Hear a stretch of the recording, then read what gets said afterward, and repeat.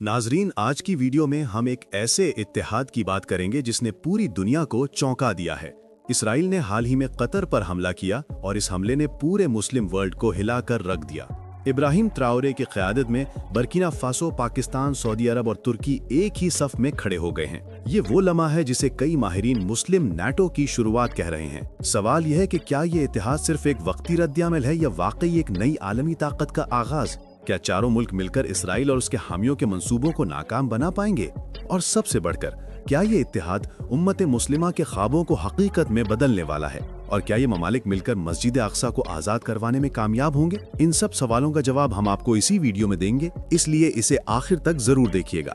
नाजरीन, कुछ दिन कबल इसराइल ने कतर पर हमला किया जिसने पूरी मुस्लिम उम्मत को झंझोड़ कर रख दिया। ये वाक़या इसलिए भी खतरनाक महसूस हुआ क्योंकि इससे पहले भी इसराइल ने फ़लस्तीन, शाम और लबनान में बार बार मुदाखलतें की थीं। इसलिए लोग और हुकूमतें इस कार्रवाई को महज एक अलग वाक़या नहीं बल्कि एक बढ़ती हुई खतरनाक हिकमत अमली समझने लगे। जब ये खबर फैली तो सऊदी वली अहद मोहम्मद बिन सलमान ने फौरन अहम मुस्लिम रहनुमाओं को बुलाया। इस हंगामी इजलास में बर्किना फासो के सदर इब्राहिम ट्राओरे, पाकिस्तान से शहबाज शरीफ और तुर्की के सदर रजब तैयब अर्दोगान शामिल रहे। शुरका ने बातचीत के दौरान तेजी से तय किया कि अगर इसराइल को आज़ाद छोड़ दिया गया तो इसके तवील उल मुद्दती मंसूबे पूरे खित्ते के लिए खतरा बन सकते हैं। यही वजह थी कि चारों ममालिक ने मिलकर एक मुस्तकिल इत्तेहाद बनाने का फैसला किया जिसे बाद में मुस्लिम नाटो कहा गया। इस इत्तेहाद के 3 बड़े मकासद तय किए गए। अव्वल, सऊदी अरब की सरजमीन खुसूसन मक्का और मदीना जैसे मुक़द्दस मकामात की हिफाजत। दोम, मस्जिद अक्सा की आज़ादी और हिफाजत। और तीसरा, इसराइल के मुमकिना ग्रेटर इसराइल जैसे मंसूबों को अमली तौर पर नाकाम बनाना ताकि किसी भी मुल्क की सरहदें या दाखिली सालमियत तब्दील ना हो सकें। इजलास में हर मुल्क ने अपनी सलाहियतें पेश की। पाकिस्तान ने फौजी तरबियत और ज़मीनी दिफा में मदद देने का वादा किया। सऊदी अरब ने माली वसाइल और सिफारती असर रसूख फराहम करने की जिम्मेदारी ली। तुर्की ने जदीद दिफाई साजो सामान और इंटेलिजेंस ताउन की पेशकश की और इब्राहिम ट्राओरे ने अफ्रीका में अपने सिफारती राबतों के जरिए इत्तेहाद को एक वसी जोग्राफियाई दायरा देने की बात की ताकि अफ्रीका में भी इस मौक़िफ़ की हमायत हासिल की जा सके। इस फैसले में शामिल रहनुमाओं ने वाज़ेह किया कि ये इत्तेहाद सिर्फ बंदूकों या फौजी ऑपरेशन तक महदूद नहीं रहेगा बल्कि इसका दायरा सियासी, मुआशी, सिफारती और मालूमाती सतह पर भी होगा। यानी मुश्तरका फौजी मशक़ें, इंटेलिजेंस शेयरिंग, साइबर दिफा, बैनुल-अक़वामी सतह पर मुश्तरका करारदादें और इक़्तिसादी पाबंदियाँ, ये सब इस पैकेज का हिस्सा होंगे ताकि जो भी जारहाना कदम उठाए वो आलमी सतह पर तन्हा और नाकाबिले कबूल महसूस हो। अवामी यकजहती पैदा करने के लिए उलमा, मजहबी रहनुमाओं और सिविल सोसाइटी को भी शामिल करने का मंसूबा बनाया गया ताकि आम लोगों को बताया जा सके कि ये इत्तेहाद किसी किस्म की जारहियत के लिए नहीं बल्कि अपने मुक़द्दसात और अवाम की हिफाजत के लिए कायम किया जा रहा है। इजलास में ये भी फैसला हुआ कि मीडिया और सोशल मीडिया पर सच्चाई पहुंचाने के लिए मुश्तरका हिकमत अमली बनाई जाएगी ताकि किसी भी तरह की गलत या यकतरफा मालूमात फैलने से रोका जा सके।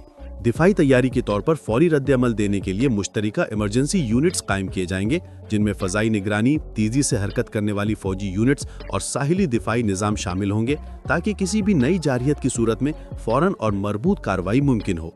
इक़्तिसादी सतह पर सऊदी अरब ने बैनुल-अक़वामी माली चैनल्स और तिजारती रास्तों पर असरअंदाज होने की सलाहियत सामने रखी ताकि ज़रूरत पड़ने पर इक़्तिसादी दबाव भी इस्तेमाल किया जा सके।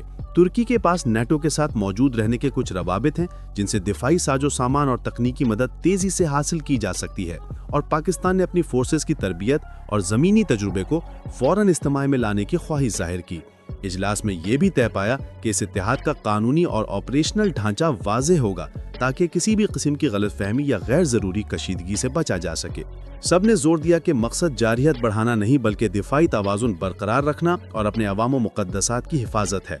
इसके अलावा आलमी फोरम्स पर मुश्तरका करारदादें लाने की हिकमत अमली रखी गई ताकि अक़वाम मुत्तहिदा, इस्लामी ताउन की तंजीम और दूसरे बैनुल-अक़वामी इदारों में मसले को वाज़ेह कानूनी और अखलाकी तनाजुर में पेश किया जा सके। तवील उल मुद्दती मनसूबा बंदी में फ़लस्तीनी अवाम की मुआशी बहाली, मुहाजिरीन की बेहतर देखभाल और तालीमी और सेहत के प्रोग्राम शामिल किए गए ताकि सिर्फ अस्करी हल के बजाय जिंदगी के मेयार को बेहतर करके एक मजबूत और मुस्तकिल बुनियाद रखी जाए। इजलास के आखिर में एक बाज़ाब्ता एलामिया जारी किया गया जिसमें कहा गया कि उम्मत मुस्लिमा अपने हुदूद, मुक़द्दसात और अवाम की हिफाजत के लिए मुत्तहिद है और जो भी ताकत इन बुनियादी मफादात को खतरे में डालेगी उसे भारी कीमत अदा करनी पड़ेगी। ये एलामिया महज एक बयान नहीं बल्कि एक अमली रोड मैप भी था जिसमें फौरी इक़दामात, दरमियानी मुद्दती हिकमत अमली और तवील उल मुद्दती इस्लाही प्रोग्राम दोहराते हुए लिखे गए। यूं ये फैसला न सिर्फ एक सियासी रद्द अमल था बल्कि एक नया मोड़ था जिसने खित्ते की हिकमत अमली बदलने की नवीद दी। ایک ایسا اتحاد جو اپنے دفاع سفارتی موقف اور عوامی یکجہتی کے ذریعے مستقبل میں کسی بھی غیر قانونی توسیع کو روکنے کی پوری کوشش کرے گا۔ دوستو، یاد رہے کہ اسرائیل کا مقصد گریٹر اسرائیل بنانا ہے اور اس کے لیے اسے سعودی عرب کے کچھ علاقے بھی چاہیے۔ اسی وجہ سے وہ اب خلیجی اور عربی پٹی میں قدم جمانے کی کوشش کر رہا ہے، اور یہی خطرہ وہ بنیادی وجہ ہے جس کی بنا پر یہ مسلم نیٹو تشکیل دی جا رہی ہے، تاکہ مسلم مقدسات، عوام اور ریاستی حدود کو محفوظ بنایا جا سکے۔ اس بات کو سمجھنے کے لیے ضروری ہے کہ گریٹر اسرائیل کا مطلب محض سرحدوں کی توسیع نہیں، بلکہ ایک ایسے جغرافیائی اور سیاسی کانفیگریشن کی تلاش ہے جو تاریخی دعووں اور شواہد کے نام پر دیگر ریاستوں کے علاقوں کو اپنے کنٹرول میں لائے۔ اگر یہ کوشش کامیاب ہو گئی تو نہ صرف خطے کا توازن بدل جائے گا، بلکہ مکہ اور مدینہ جیسے مقدس مراکز تک بھی اس کے اثرات پہنچ سکتے ہیں، جو پوری امت مسلمہ کے لیے ناقابل قبول ہیں۔ اسی لیے اس نئے اتحاد کا مقصد واضح اور سیدھا ہے۔ پہلے قدم میں سعودی عرب کی سرزمین اور اس کے مقدس مقامات کی حفاظت کو یقینی بنانا، تاکہ کسی بھی طاقت کی جانب سے وہاں دخل اندازی کا روادار نہ کیا جائے۔ دوسرا یہ کہ مسجد اقصی اور فلسطینی علاقوں کی آزادی اور سلامتی کے لیے مشترکہ حکمت عملی بنائی جائے، تاکہ مذہبی اور تاریخی حقوق کا تحفظ ہو۔ اور تیسرا یہ کہ اسرائیل کے ممکنہ طویل المدتی منصوبوں کو بین الاقوامی سطح پر ناکام بنا کر اس کی توسیع پسندی کو روکا جائے۔ اس مقصد کے لیے مسلم نیٹو صرف فوجی محاذ نہیں بنے گا، بلکہ یہ ایک مکمل دفاعی، سفارتی اور اقتصادی پیکج ہوگا۔